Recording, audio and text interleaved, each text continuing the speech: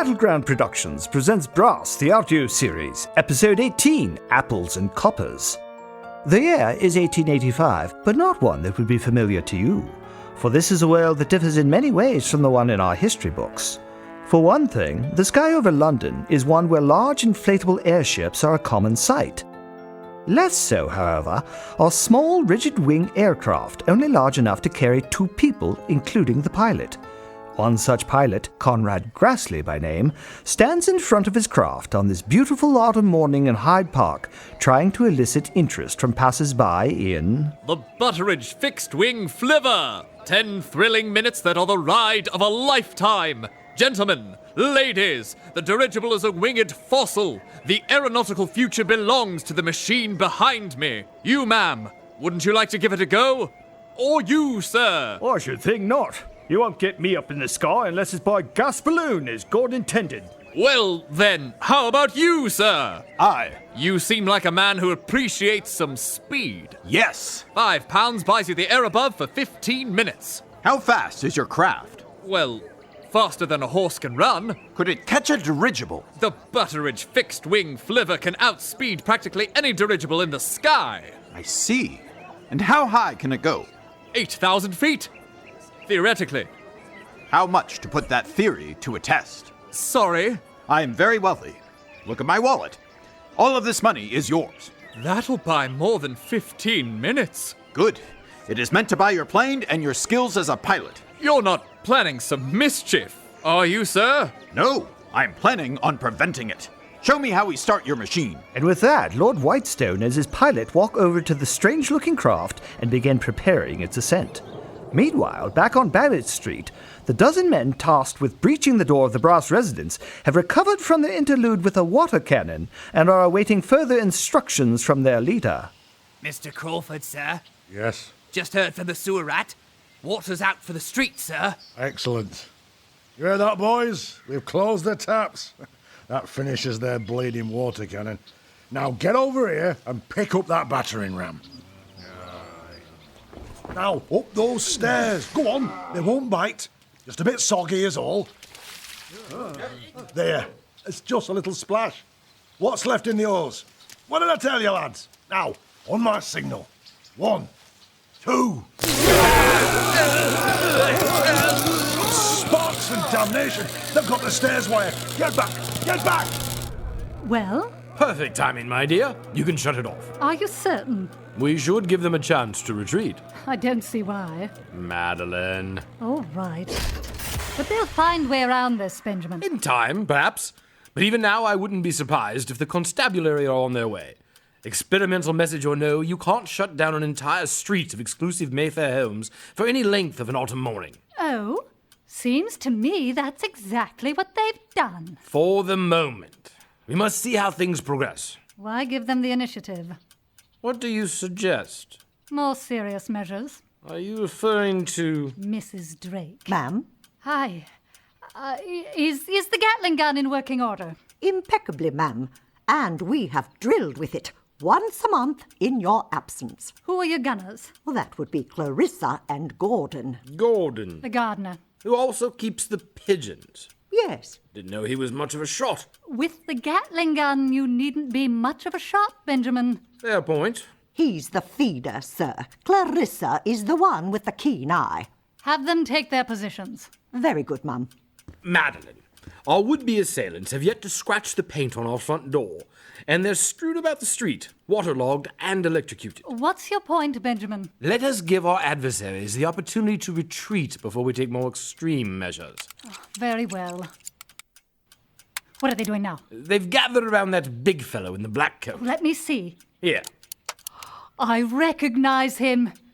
Mr. Crawford. Social acquaintance. He was on the SS Byron, an investor trying to sell me on the qualities of something called quap. Quap? Quite clever, really, to disguise himself in the persona of a bluff northern salesman. Why? I detest such people and did everything I could to avoid him. What exactly is quap? Oh, I assume he made it up. Though you could ask him. He seems a bit distracted at the moment, trying to rouse his men to attack us again. How many more times can we give the stairs and railings an electrical charge? Good question. I'm not quite sure. Have to see how the generator is holding up. Well, that settles it. At least we know that the Prime Minister is most definitely behind this attack, just as he was the ambush on the airship. And it looks as if he's put a lot of pieces on the board. Yes, though not all of them. If he's as influential as we believe, this is only an opening sortie. If that's true, Yes. well, we might want to save our ammunition for what comes next. This way, Sergeant. Burbage Street is just up and around the next corner. Right then, men, follow. Now, Mr. Ponder, sir, can you be a little more specific as to the cause of this emergency? I don't believe I can, Sergeant, until we arrive at the brass residence. Then how can we be assured? Sergeant, I cannot detail how I know about an emergency facing the Brass family in a fashion that you will most likely comprehend or take seriously. Clearly, I was able to convince your superior. Well, I will admit that. I was surprised that you are operating with the authority of the Commissioner himself. An old friend who owes me a favour. Not that that makes me any less right. Let us merely say that if I am wrong, you and these 12 constables will have suffered no worse than a morning jaunt on a crisp autumn day.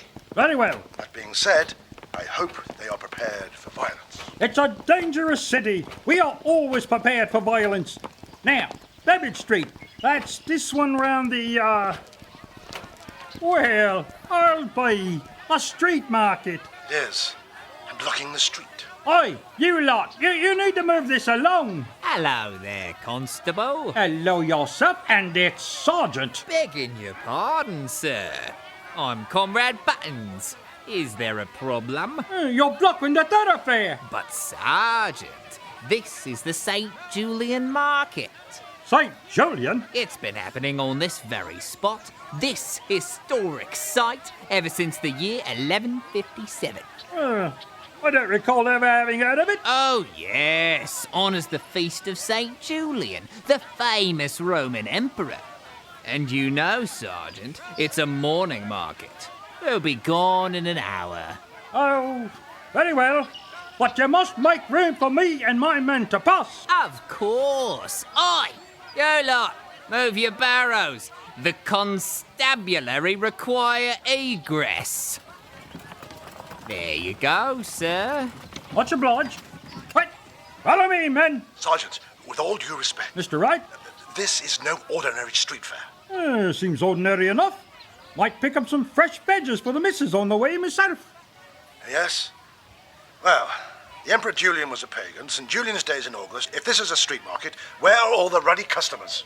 Let 'em have it, lads! What the? I'd call it an ambush, Sergeant.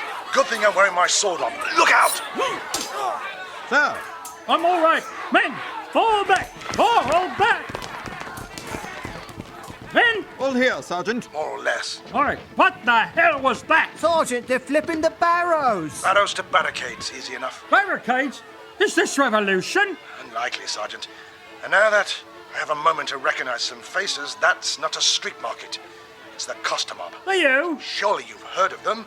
Gang that runs the market grifts. Well, yeah, I suppose I have. We're going to need some reinforcements. How long will that take? Constable Taylor. Sir, I tail it back to the precinct and tell them we need more men. how many? All of them. Yes, sir. There. That will take at least half an hour, and I'm guessing we don't have that long. It's the best we can do right now, Mr. Wright. Perhaps. It's not the best I can do. Constable, hold this.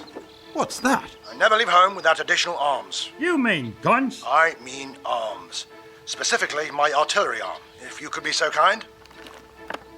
This one unscrews here, and then it's just a series of hinges. Now, if you can hold that one out, now, let me engage it. Most excellent. Now I need to know that your men are ready to move. Very well. I thought that we might have need for this limb. Now, lads, I'm going to launch a pair of smoke grenades, then a concussion grenade, and then I'm running in there. Follow me in a straight line. Do what you can to keep up as I move fast. I believe I can pick up enough momentum to knock past one of these barrows. Once we're through, we can find shelter on the street and fight them if they follow. Are you with me? Oh, look here, Mr. Wright. You can't go on commanding my men to... Sergeant, if you have a more effective and, more importantly, immediate strategy to get through those people and enter the home of the Brass family, I am happy to hear it. Well, you heard the man, lads. Prepare to move. Thank you, Sergeant. All right, smoke grenades first. Just drop it into the mortar hole, if you please. Good. And now the concussion grenade. Now after me, lads. Follow, lads. With luck, they'll deliver each other some bruises before they realise we're through and away. Aha! What's happening now? It looks like our rescue is at hand, my love. A squad of policemen have broken through from the smoke. And is that... Good Lord, I think it is. Who? It's Ponder Wright, looking every inch the military hero. Nice to see a familiar face. They're starting to come our way. And what are the gentlemen in front of our door doing? Let me see. Looks like they're receiving reinforcements as well. There's a half dozen toughs with 2 barrows coming toward them from the other end of the street. Barrows? Yes. Any thoughts? It's not the best insulator, but wood will do in a pinch. So it's to build. A ramp. Yes. Up and over our stairs. As the bearers approach their residence, on the street behind them, the costermongers emerge from the clouds of smoke and begin engaging the constables, armed with sticks, knives, and their own hardened fists. Can even a trained constabulary and one mechanical detective defend themselves from what is rapidly looking less like a mob and more like an army? Find out when we next enjoy the story of a most extraordinary group of people, Brass. Brass is manufactured by Battleground Productions. For credits and more information on Brass, including our films and live stage shows, go to battlegroundproductions.org and find us on Facebook.